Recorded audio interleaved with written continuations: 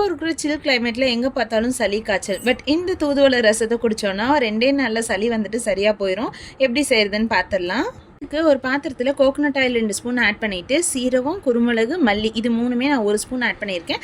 காரம் தூக்கலாக வேணும்னு நினச்சிங்கன்னா பெப்பரை இன்னொரு ஸ்பூன் கூட ஆட் பண்ணிக்கலாம். வதங்கினதுக்கப்புறமா 10 சின்ன வெங்காயம், கொஞ்சம் பூண்டு, 2 தக்காளி, இது கூட நம்ம க்ளீன் பண்ணி வச்சுருந்த தூதுவளை இலை இதெல்லாம் போட்டு நல்லா வணக்கிக்கலாம். தூதுவளை சாப்பிட்டாலே சளி சரியாக போயிடும் அப்படின்னு சொல்லிட்டு நம்ம பாட்டியெல்லாம் சொல்லி கேள்விப்பட்டிருப்போம். இது அந்த மாதிரி பத்திய ரசங்கிறதுனால புளி ஆட் பண்ணக்கூடாது. இதெல்லாம் நல்லா மிக்சியில் போட்டு அரைச்சிட்டு தேவையான அளவு உப்பு, மஞ்சத்தூள் போட்டு கலக்கி வச்சுக்கலாம். இப்போது பாத்திரத்தை அடுப்பில் வச்சுட்டு யூஸ்வல் தாளிப்பு கொடுத்துடலாம் ரசத்துக்கு.